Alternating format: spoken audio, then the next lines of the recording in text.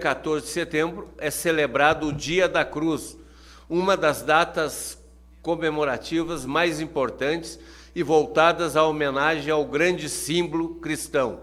A todos os cristãos, o nosso carinho e o nosso respeito. Perfeito. Mauro Rogério, como vê a política nacional e quais os avanços e as principais conquistas do povo brasileiro nesse período de 1 ano e 9 meses do novo governo?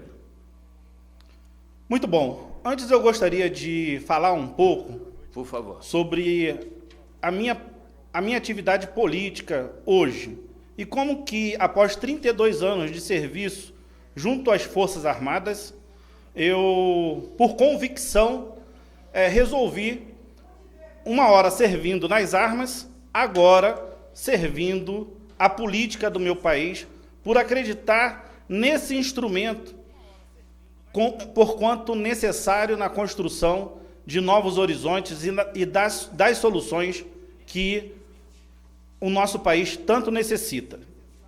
Eu fui para a reserva em fevereiro de 2018, mas antes, ainda na ativa, tive um cafezinho, bati um papo com o presidente nacional do PTB, Roberto Jefferson, o qual eu tive uma enorme satisfação de conhecer, apertar a mão, não tinha pandemia na época, apertar a mão e tivemos uma conversa franca, olho no olho, e eu vi a disposição do Roberto Jefferson em querer transformar o PTB, em querer transformar no partido útil como uma plataforma necessária ao crescimento do país. E hoje eu estou como vice-presidente no PTB-DF, né, um dos vice-presidentes, e tenho tido uma participação em nível nacional junto com a executiva do partido. Dito isso, esse período inicial das conquistas, bem indo direto ao ponto da pergunta do nosso amigo José Carlos, nós estamos tendo um choque de realidade. Temos um capitão que ajudamos a eleger, Jair Messias Bolsonaro, e a sociedade cansada, muito cansada, de um período de cerca de 30 anos, onde a esquerda estava no poder com um argumento vazio e incapaz de levar o país a um rumo de desenvolvimento econômico e social satisfatório. Palavras vazias, hipocrisias e muita corrupção que começou na denúncia do Roberto Jefferson lá no Mensalão, veio o Petrolão e engatou na Lava Jato, né? É importante essa introdução e esse contexto, porque nós temos uma sanha ideológica das pessoas que estavam exercendo o poder, Lula, Dilma e companhia, que eram aquelas mesmas pessoas que no período lá do regime militar estavam assaltando bancos, sequestrando, matando, justiçando companheiros como mecanismo de alcançar o poder.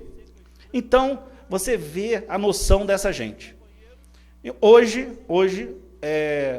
é preciso que se diga que o grande mérito de Jair Messias Bolsonaro foi ter se capacitado, porque ele fez o enfrentamento sozinho, nesse período de parlamento, nesses 28 anos como deputado federal, era praticamente uma pessoa solitária, lá fazendo o enfrentamento com esses esquerdopatas que querem perverter a ordem social, querem destruir a família e querem desconstituir princípios e valores para nós cristãos, que nos são caros. Esse contexto é importante porque, se formos ver de 2010 para trás, a não punibilidade era absoluta. As ações entravam em prescrição e os poderosos não eram punidos. Os só recursos... ladrão de galinha. Só ladrão de galinha. Os recursos, eles eram... muitos embargos de declaração, agravo de instrumento, recurso até a última instância, e quem podia ter bons advogados conseguia empurrar isso ad eterno, e o trânsito em julgado não se dava e prescrevia, e a impunibilidade, né?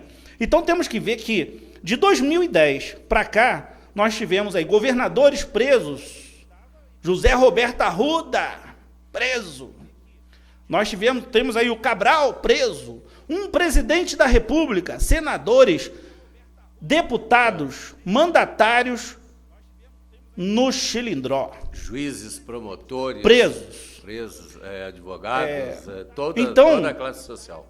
Alta classe. Exatamente. Se formos ver e analisar que nós temos 500 anos de história, nos últimos 10 anos estamos testemunhando um avançar no combate à corrupção promovido aí pela vigilância da sociedade, principalmente, e a lei da ficha limpa, há de se dizer, foi um grande avanço. Nesse sentido, esse é o grande ganho desse 1 ano e 9 meses do governo de Jair Bolsonaro, que ajudou a eleger Jair Bolsonaro, mas, contudo, a população, o povo, a dona de casa, o senhor pai de família, com tudo isso, houve mais ainda uma demonização da atividade política. O que é a demonização da atividade política? Político é ladrão, político é safado, político quer meter a mão. Político não está ali para servir o povo, não está ali para prover solução, não está ali com honestidade de propósito para resolução dos problemas. Político está ali para meter a mão no butim. É a impressão que a sociedade toda tem da atividade política e dos partidos políticos dentro do Congresso Nacional. Ali, agora, nós temos a emenda impositiva. Cada deputado federal, olha só, eu acho isso um absurdo, eu sempre fui contra a emenda impositiva. Cada deputado federal tem o direito de anualmente emendar o orçamento em 15 milhões de reais.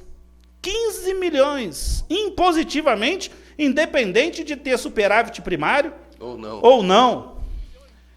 Isso é totalmente contrário à boa gestão orçamentária. A doutrina da gestão orçamentária, isso é incabível. Mas vamos lá. Jair Messias Bolsonaro teve uma grande dificuldade exatamente no Congresso para fazer as reformas necessárias. A coisa muito atravancada. E o segundo aspecto desse ano, que a gente pode fazer um balanço, é o Estado policial. Quando a oposição não se conforma com alguma situação, ela se faz valer via STF de alguma ação para interpelar o governo. Então, isso está sendo uma situação um pouco tanto quanto difícil. Hoje existe uma espécie de... precisamos resolver essa questão política, a capacidade de interlocução política do governo precisa melhorar, o Congresso precisa ceder e fazer o seu papel, que é legislar, e o Supremo não pode querer entrar na seara do Executivo e nem legislar negativamente. Claro. Afinal de contas, os 11 ministros que lá estão, todo poder emana do povo, vírgula. O presidente é eleito democraticamente, os senadores e deputados também. Os 11 ministros do STF são indicados. Nomeados por um presidente. Nomeados por um presidente, que são os presidentes, né? E como se não bastasse isso, a segurança jurídica que o STF espelha é ridícula, é irrisória, porque ora toma uma decisão assim, de grande repercussão, ora toma a mesma decisão assado de grande repercussão, como, por exemplo, Contrário. a condenação em segunda instância, né, que mudou o entendimento. Nós já vamos, coronel, entrar nessa seara aí da segunda instância e vamos entrar também na seara de que o Supremo Tribunal está ferindo normas elementares e princípios de direito. Nós já vamos entrar nisso aqui, mas antes eu gostaria de falar aqui para o senhor, colocar outro ponto aqui, que o presidente nomeou um ministério essencialmente político, essencialmente técnico, Sim. desviando-se da política. Como o senhor vê essa nova modalidade? E hoje, o coronel, nós estamos vendo o Brasil, mesmo em tempos de pandemia, está fazendo obras. O Brasil é um canteiro de obras de norte a sul. O Ministério da Infraestrutura, como você vê, ou se vê com bons olhos, esse trabalho em todo o país. Além do que, os ministros são totalmente desvinculados da política, da velha política que era até então, nos governos anteriores, para nomear um ministro tinha que ser de um partido político. E agora o presidente da República teve a ousadia e nomeou só profissionais qualificados e técnicos. O que você tem a falar sobre isso, coronel? José Carlos, primeiramente eu gostaria de fazer uma observação importante com relação a essa pergunta. Dá nojo de acompanhar a grande mídia. Durante cerca de 30 anos, governo Collor, Itamar, Fernando Henrique Cardoso, Lula, Dilma, essa mídia sempre noticiou com muita naturalidade, a seguinte questão: o Ministério da Educação, com orçamento de tantos bilhões, foi para o Democratas. O Ministério da Economia foi para outro partido. O Ministério do Turismo para o PDT. O Ministério do Orçamento, a indicação é do PSDB. Era loteado. As estatais. A mídia noticiava isso com uma naturalidade incrível. Está tudo normal. E uma maestria. Está tudo normal. Aí entra o capitão.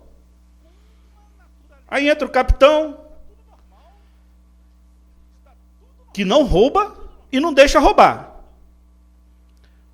Coloca um ministério técnico de pessoas capazes, né? Tem as divergências, claro, as divergências temáticas.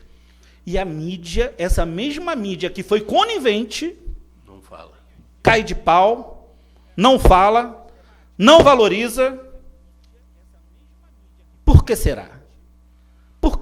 Em que medida essa grande mídia não estava comprada? Eu quero saber se você, jornalista, com a tua liberdade de imprensa, é isento dentro da sua edição ou é escravo da sua remuneração no fim do mês e do teu chefe. Passa por um crivo de redação.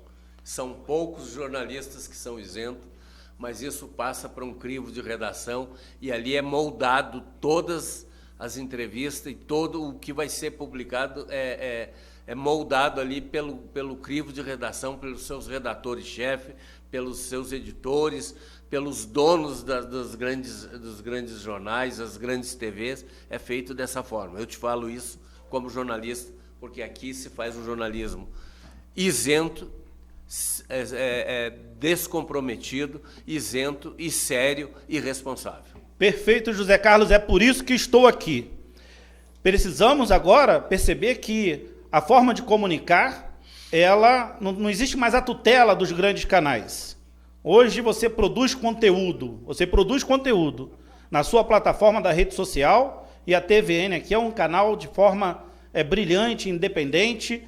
E aí há de se fazer uma observação, José Carlos.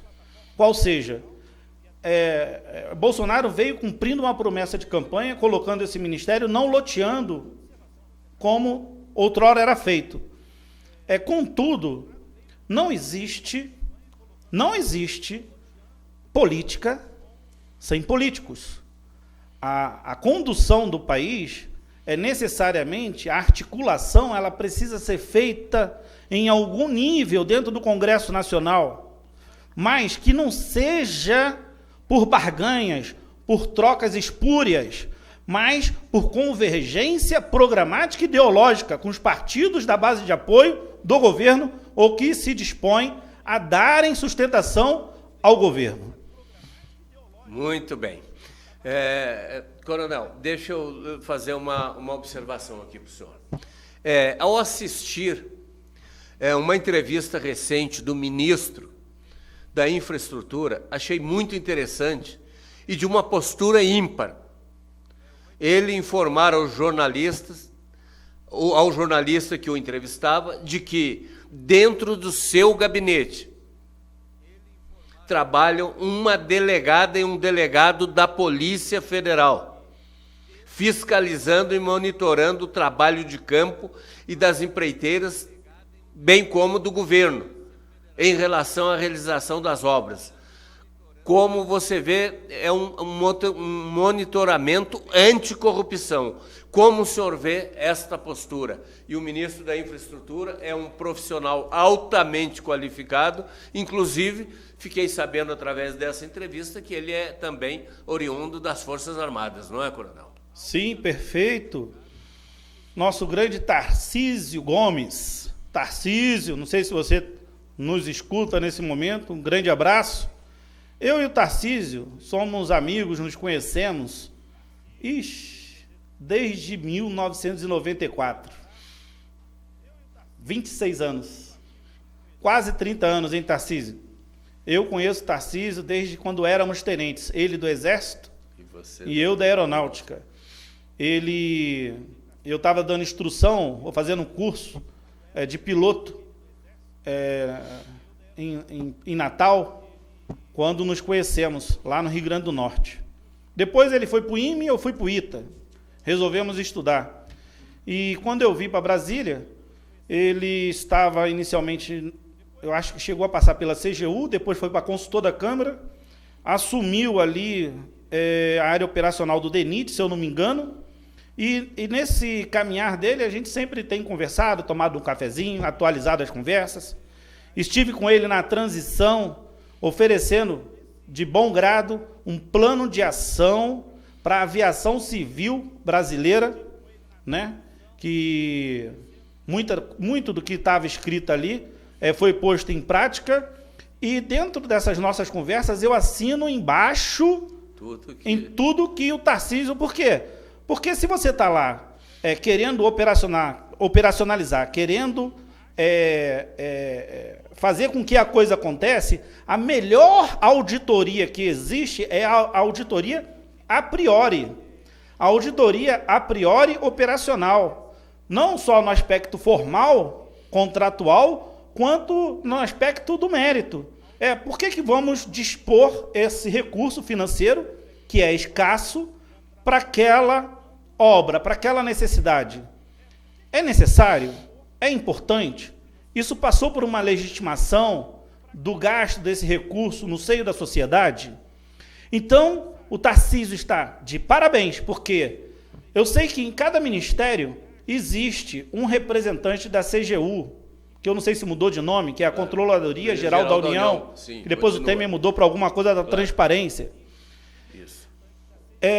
O TCU, que é o órgão de controle externo, que acompanha tudo isso, infelizmente, grande parte do recurso desviado, as auditorias são feitas a posteriori, as tomadas de contas especiais, quando eles querem quantificar o dano, apurar responsabilidades e imputar, porque é o Tribunal Administrativo.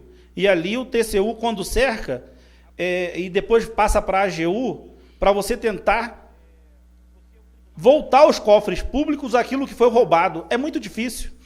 Não é muito volta difícil. mais, não volta, porque Claro que o êxito da AGU, depois nas ações para poder fazer retornar aos cofres públicos aquilo que foi desviado, não chega a 5%. Não chega a 5%. É um absurdo. Então, Tarcísio, parabéns. Conta com o nosso apoio, nossa admiração. Fico aqui na sua torcida, amigo. E eu aproveito aqui o meu programa, Uma Conversa Legal, o canal aqui TVN Brasil, e você vai ser o nosso interlocutor para propor ao ministro Tarcísio uma entrevista aqui com a gente. Viu? Você leva o nosso convite e se ele nos dá a honra de ser entrevistado aqui para a gente, tem uma hora aqui para ele contar esses grandes feitos que só enobrece o trabalho dele e o trabalho de todo o governo, atualmente o governo do Jair Bolsonaro, e enobrece o trabalho do ministro Tarcísio, com grandes obras, grandes feitos no Brasil afora. Perfeito. Coronel, você é a favor de que todos os ministérios deveriam ter esse modelo de gestão implementado pelo ministro da Infraestrutura? Claro que ele deve ter, né? Você já falou que já existe a CGU, né? Os demais ministérios. A CGU, muitas vezes, tem um representante junto ao ministro, mas em aspectos, dependendo de como a determinada pasta, determinado ministro dá liberdade ou não, é mais muitas das vezes no aspecto da conformidade. Pelo que eu estou, conformidade documental e dos processos que estão acontecendo, eu percebo que não o que o Tarcísio foi além. Ele foi além porque ele está fazendo uma espécie de auditoria a priori. E se você já tem uma estrutura de fiscalização prévia e falando, olha, vamos ver se todos os contratos... O Tarcísio lá, ele tem processo de concessões e ele, muito inteligentemente, está pegando essas concessões que ele tem feito, a receita dessas concessões, ele está reinvestindo na infraestrutura de forma que isso está impactando muito pouco o orçamento. É como se ele estivesse sendo capaz de fazer a multiplicação dos pães, né?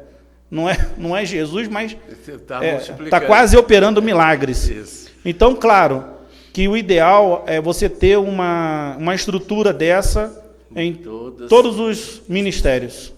Muito bem. E aproveitando essa sua colocação, Mauro, eu indago de você se há a possibilidade, se você é a favor também de que esta gestão, com esse impacto no Brasil todo, de uma gestão dessa envergadura, se você é a favor de que os governos estaduais e municipais também adotem esse procedimento ou parecido, os procedimentos de gestão de uma política austera e responsável de combate, de monitoramento à corrupção. É o ideal. A Lei Complementar 101 de 2000, que é a Lei de Responsabilidade Fiscal, ela preconiza ali muitos parâmetros da administração, da máquina pública, da gestão governamental, tanto na esfera federal, estadual e municipal. E tamanha burocracia, nós somos... Vamos fazer uma abstração. A gente já vê o que vemos no nível federal. Temos 27 estados. E aí, você já começa a espraiar, por exemplo, a questão da calamidade pública, sanitária, que nós passamos por conta dessa pandemia, um recurso indo para os municípios e para as prefeituras. E para o Estado e para os estados. E Roberto Jefferson cunhou para os estados e para as... Exatamente. Para os estados e para os municípios. E Roberto Jefferson cunhou, quase que profeticamente, o Covidão. O Covidão. Quase que profeticamente ele falou, isso aí vai dar zebra. Não é mais o petrolão, é o Covidão. Aí você vê secretários de saúde, secretário aqui do DF, preso, é isso mesmo? Preso, continua preso. Ele foi exonerado, eu vindo para cá, para o estúdio da TV, ele foi exonerado agora à tarde pelo governador. O governador não tem responsabilidade nisso? Mas claro que... Bom, ele não viu, não vê? Aqui nos antecederam aqui 2 deputados que estavam falando sobre a CPI. Ora, o governador tem que ter responsabilidade por isso, até porque é um gestor, você, para nomear o seu gestor, você tem que saber a quem você está nomeando. Não o senhor Witzel. O senhor Witzel. Está ali. O Dória. Todos eles cometeram absurdos aí, e eu não temo em dizer a você, coronel, que enxurradas estão a caminho, enxurradas de ações, e que muitos deles vão tomar muitos desses governadores vão tomar o mesmo caminho do Witzel, tá? E prefeitos vão passando essa pandemia, certamente o caminho será a prisão, porque os desvios, até porque, e aí que eu queria entrar com você, coronel, a respeito do Supremo Tribunal, porque quando o presidente da República se manifestou a respeito da liberação de verbas e de como ia ser a gestão dessas verbas, o Supremo Tribunal, numa canetada só, através do ministro Alexandre de Moraes, determinou que quem ia fazer a gestão dos recursos, dos valores, seriam os prefeitos e governadores. E aí você viu o que aconteceu, o tamanho dos desmandos, que não precisa contar, que são manchetes diuturnamente nos nossos canais da imprensa, querendo a imprensa marrom ou não, mas é obrigado a divulgar aí as grandes ações por parte da Polícia Federal desses desmandos que estão acontecendo. A responsabilidade no que tange à saúde pública, até onde eu me lembro, está no artigo 24 da Constituição Federal, é uma responsabilidade concorrente, União, Estados e municípios. O STF ratificou esse entendimento e praticamente cada estado, cada município tomaram medidas diversas, coordenadas ou não, ou mal coordenadas. A coisa agora, eu passei um período agora observando na mídia, parece que a praia está cheia, os bares estão lotando. Então, que protocolo nós vivemos? Esse vírus, ele obedece decreto? A pergunta que eu faço, porque isso transmite muita insegurança para a população de uma maneira geral. E essa situação é um pouco delicada, um tanto quanto delicada, quando a gente vê se espraiar essa corrupção nos 27 estados da federação e nos 5.570 municípios. Eu não posso dizer de forma taxativa, claro que não, mas é o que se observa, lamentavelmente. E a única forma de isso mudar é que a população consiga enxergar os oportunistas de plantão. Precisamos nos comprometer, doravante, com pessoas de bem na política. Por isso, você que nunca se filiou a um partido político e só taca pedra, só critica, também não resolve. Não resolve. É preciso que haja uma oxigenação da participação política do senhor pai de família, dona de casa, para que esse estado de coisas mude, porque o cidadão, a cidadã, são, de fato, os maiores fiscais da relação entre o público e o privado. Mas, infelizmente, coronel, não foi essa a política inicial, e esse vírus ele veio aqui no Brasil, ele tem conotações políticas, ele é um vírus que tem distinção de classe, ele tem você para ir para a loteria esportiva, você não tem problema, você pode ir, tem aglomeração. Você para ir para o mercado também não tem problema, pode ir, tem aglomeração. Porém, o mercado é determinado que só se abre na parte da tarde, que aí vai ter uma maior aglomeração, tendo em vista que as pessoas vão um número maior na parte da tarde, porque só abre na parte da tarde. Por que não foi estendido isso? O vírus, você não pode ir à praia. E agora, o que é que está se vendo? O que é que está se vendo nesses dias aí de feriados, nesses dias aí as praias revogaram completamente o vírus lotadas? O vírus foi revogado. Foi revogado. O vírus foi revogado, é isso mesmo? Ele revogou essa situação aí. Com relação aos números da pandemia, com relação a esses números aí que foram todos maquiados por interesses escusos, e mais outro problema sério, que vai ser, que isso vai vir à tona, que é o problema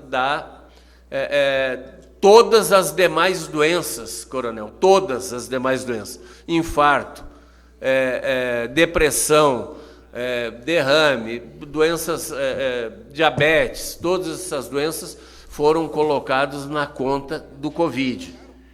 Por quais razões não se sabe, muitos dizem que é a razão de que o Covid, a morte pelo Covid, tem um preço maior, tem uma verba a maior. Então, isso precisa também ser explicitado para a população e ser resolvido de forma bastante responsável. Aqui, eu denunciei dessa tribuna várias vezes, logo no início, que não havia necessidade, coronel, de se fazer, e você sabe muito bem, você milita em todas as áreas aqui do Distrito Federal, de que não havia necessidade de se fazer hospitais de campanha, que nós tínhamos um hospital de campanha, que é um elefante branco, que é o centro administrativo do Distrito Federal, que poderia ser feito um hospital de campanha ali, que já estava pronto, era só atualizar, e que ali nós pagamos ali aproximadamente, segundo as informações que se tem, R$1 milhão por mês de aluguel daquilo ali para se criar barata, rato, morcego e outros animais dessa espécie. Por que não foi feito isso? Então, esses desmandos de todas as áreas foram cometidos e estão aí, foram cometidos ao arrepio da lei, na calada da noite e à luz do dia, confeccionados ao arrepio da lei. E, graças a Deus, a Polícia Federal, a Controladoria Geral e os órgãos de fiscalização estão tomando partido disso e tem que tomar as providências com isso. E eu não temo em dizer para o senhor novamente, enxurrada de ações Brasil afora estão vindo para combater esses desmandos aí, que se chega a cifras. Já se tem alguns jornais, algumas emissoras, alguém já está dizendo que vai chegar a cifra aí de 300, 400 bilhões de reais, ou chegando até R$1 trilhão de roubo, de desmandos que foram cometidos por conta da pandemia. Bom, José Carlos, com relação a isso, eu, telespectador, gostaria de ressaltar dois aspectos. Primeiro, eu conheço profissionais de saúde, tenho amigos na Fiocruz, e nossa admiração, nosso respeito, porque vocês, nesse momento, estão na linha de frente, diuturnamente, no enfrentamento, no combate a essa pandemia. Eu gostaria de chamar muita atenção para o lado humano do problema, a humanização disso. O problema existe, o coronavírus existe, esse vírus de origem chinesa, criado em laboratório, existe. E pessoas são acometidas, umas mais suscetíveis, outras menos, e vidas são perdidas. Mais de 100 mil mortos, 130 mil mortos. Não é pouca gente. São 130 mil famílias de luto que perderam seus entes queridos, seus entes familiares. Então, a gente tem que ter uma consideração humana com o problema e uma responsabilidade de saber que estamos passando por isso juntos. Alguns padecem e falecem. Agora, no meio de um estado de coisas desse, você vê a corrupção. Que tipo de pena um corrupto salafrário mereceria por desviar dinheiro que poderia estar salvando a vida de outrem? Que tipo de pena uma pessoa dessa mereceria? Nós não podemos ser coniventes com isso. Temos que dar um basta. Chega, ninguém aguenta mais. Essa gente é calhorda. Essa gente é podre. Eles não merecem caminhar e transitar entre nós. Sequer pedir, na maior disfarçatez e cara de pau, o seu voto a cada 4 anos. Nós temos que fazer uma limpa nesse país. Uma limpa. Verdadeira asepsia. Verdadeira asepsia. E eu ainda acrescento a você, nessas suas colocações, de que eles estão pedindo o voto, mesmo com situação delicada, mesmo com situações, você imagina que o fundo eleitoral foi pedido para que se fosse liberado para o combate à pandemia. Manteve-se o fundo eleitoral, não foi liberado. O Congresso Nacional teve um momento de lucidez, mérito seja dado, viu, coronel? Que foi, agora, as penas para os crimes cometidos.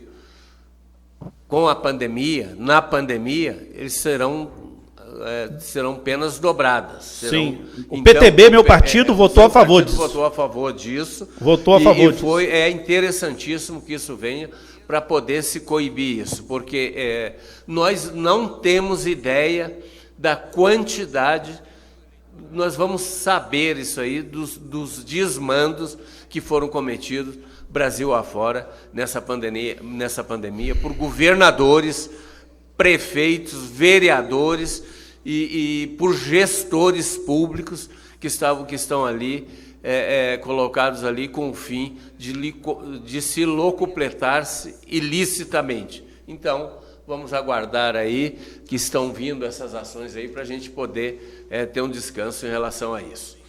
Coronel, tem outra colocação aqui que eu queria fazer para o senhor, para a gente colocar em pauta aqui. O Supremo tomou decisões que ferem normas elementares e princípios de direito, como a tentativa de apreender o celular do presidente da República, determinar agora, recente, que o presidente vá até as dependências da Polícia Federal para ser ouvido. Acrescento aqui, não se viu nenhum ministro pedir para que se dê 5 dias, estão pedindo inclusive 5 dias para se falar, porque o Exército Brasileiro está na Amazônia.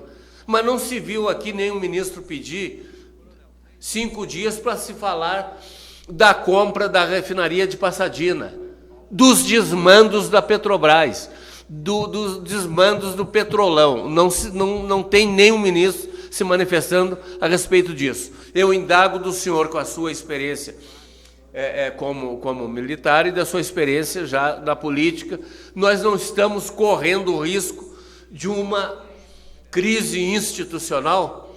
E acrescento mais, antes do senhor responder, coronel. Recentemente, quando foi determinado por um ministro de que os chamados os patriotas que estavam aí, os antipatriotas, que fosse determinado que o Facebook e a Instagram e todas as redes sociais internacionais fossem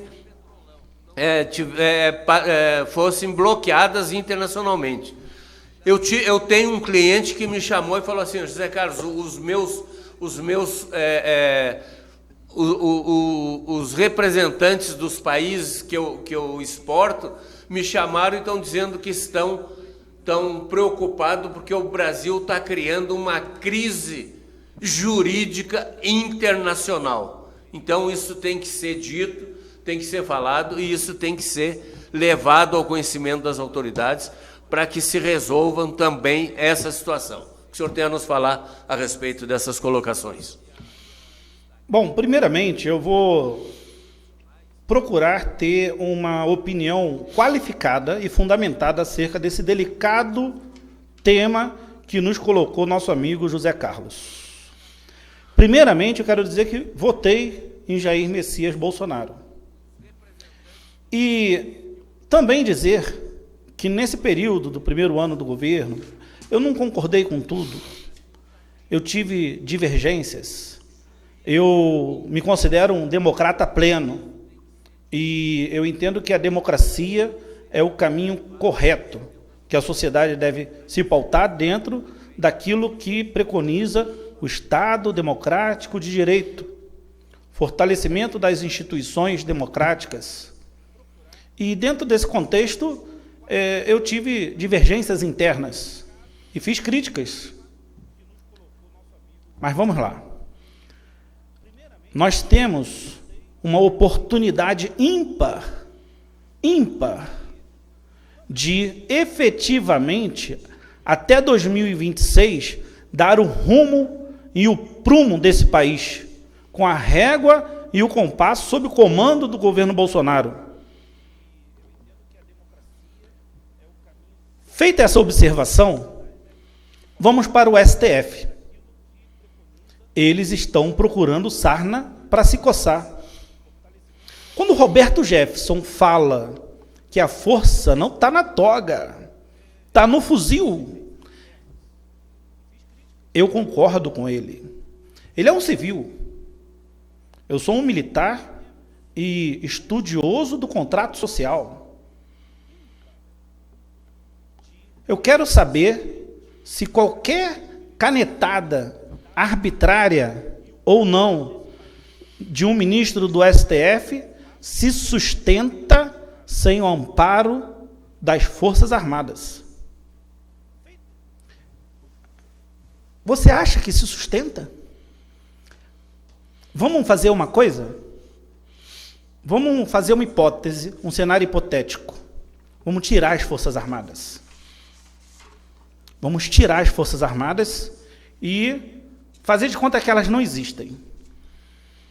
O povo ia invadir esse Supremo e cobrir os 11 na porrada. Quem que ia segurar? Quem que ia segurar? Então, ordem e progresso deve começar pelo exemplo, da autoridade constituída. Claro. E de todas as instituições. De todas as instituições. Com certeza. Isso está acontecendo. Seu Gilmar Mendes, Alexandre de Moraes, Celso de Mello, Hux, Barroso, Carmen Lúcia, Rosa Weber, senhor Fachin, isso está acontecendo? Os 11 aí, vocês se entendem? Na divergência? Nos bate-bocas? Entre o seu Gilmar e o seu Barroso? Quase saindo no tapa? O nosso ministro do Mensalão, o Barbosa, como é que é o nome dele? Esqueci o nome. O Fachin? Não, o que saiu. Do? Joaquim Barbosa. Joaquim Barbosa não aguentou. Pediu as contas. Seu Lewandowski. Até onde que vocês acham que a força da caneta vai? Uma convulsão social é possível. Claro. E o telhado de vocês é de vidro. O exemplo deve vir de vocês, que estão desconexos da realidade da sociedade, desconexos do que acontece nas comunidades periféricas, desconexos do preço do arroz. 5 quilos de arroz, R$45, enquanto o orçamento das lagostas e camarões e outras... E vinhos. Do Supremo Tribunal Federal, vocês estão vivendo na Europa em algum castelo, não é no Brasil. Legalidade, impessoalidade, moralidade, publicidade e eficiência, moralidade. Vocês acham isso moral? Não é Roberto Jefferson que está falando agora, não. Sou coronel. Estou submetido ao Código Penal Militar. Tomem vergonha na cara de vocês! Assumam a responsabilidade, pactuem, pacifiquem, sejam garantistas, mas não toquem a arruaça. E nem leve o país ao caos. O exemplo deve vir das autoridades constituídas. O Supremo Tribunal Federal deve ser fortalecido e não enfraquecido com suas atitudes levianas que geram insegurança jurídica em todos nós. Inclusive internacional. Então, eu digo que existe risco de ruptura? Sim, claro que existe. Claro que existe risco de ruptura. Basta continuar aí por esse caminho. O Congresso que está batendo cabeça, não se entende. O Executivo que está com extrema dificuldade de governar, porque a atividade política se esvaiu entre os dedos. E o Supremo Tribunal está querendo pretensamente tutelar atividades precípuas dos outros poderes, legislando e administrando. Onde que nós vamos parar? Fica difícil, né? Muito bem.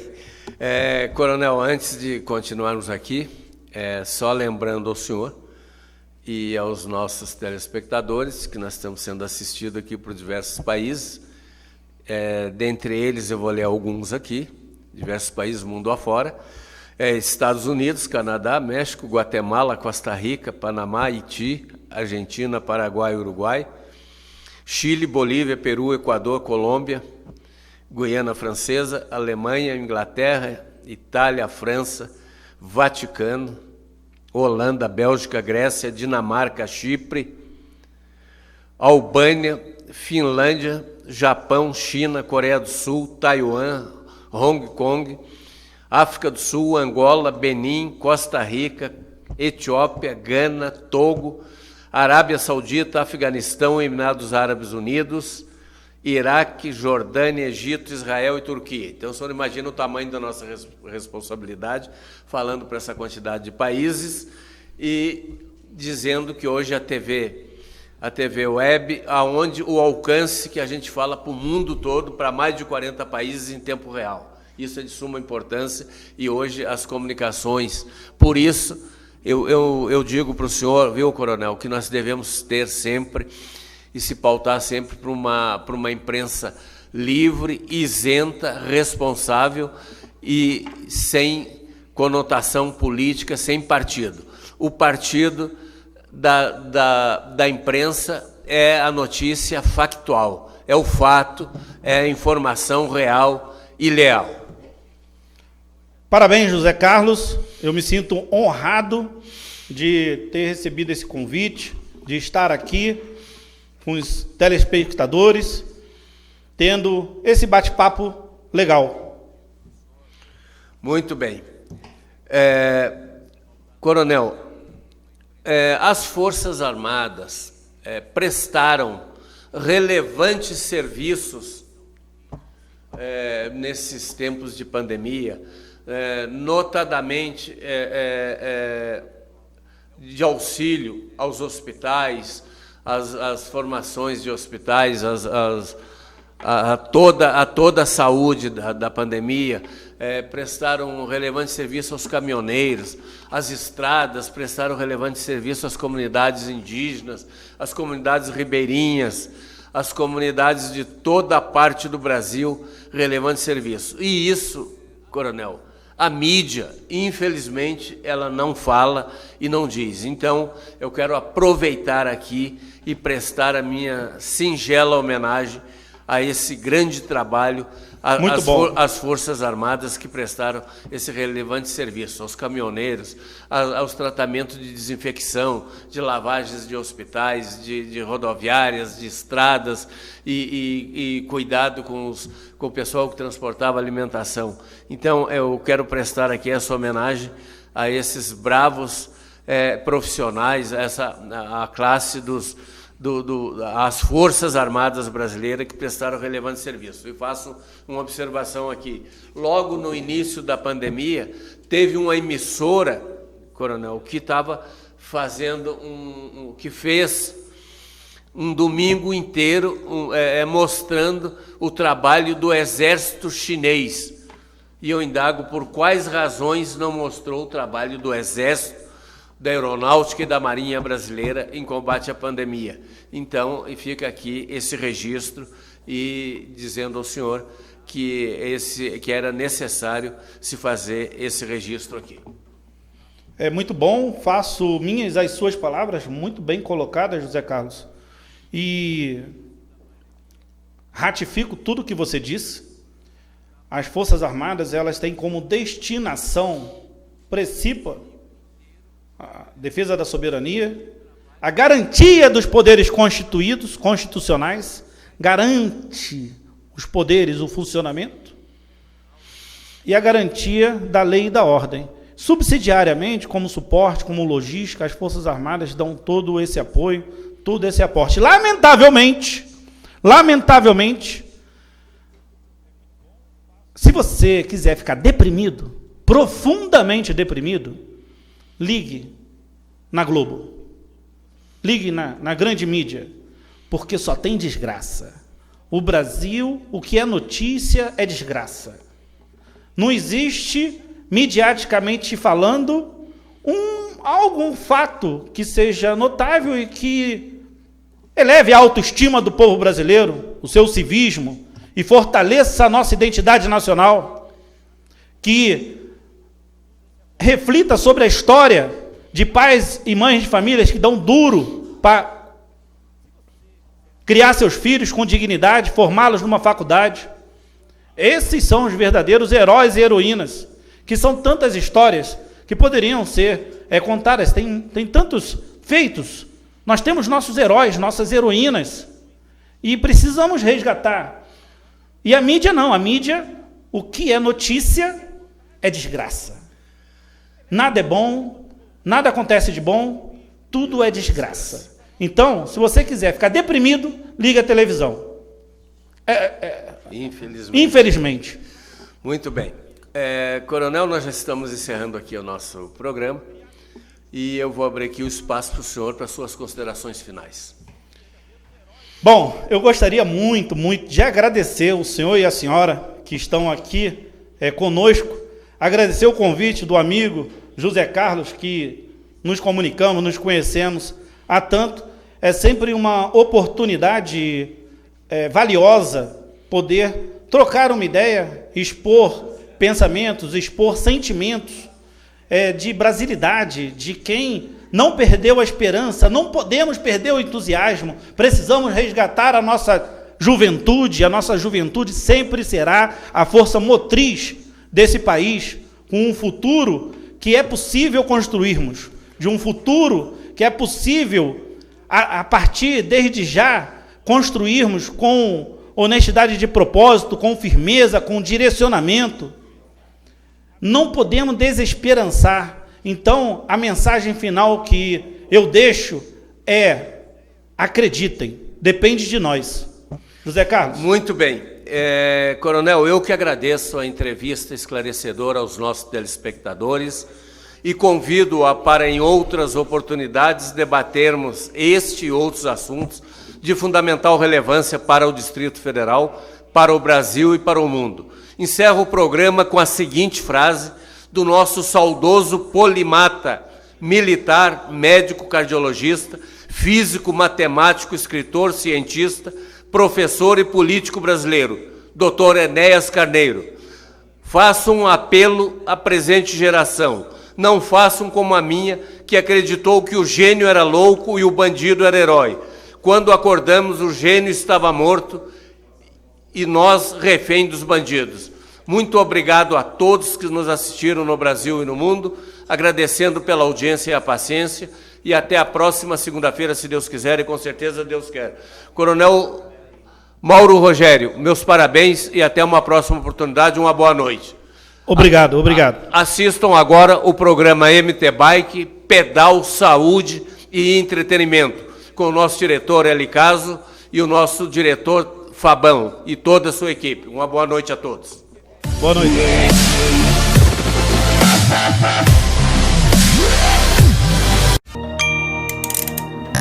Ótica Diniz, a maior rede de óticas da América Latina com mais de 850 lojas. Ótica Diniz tem sempre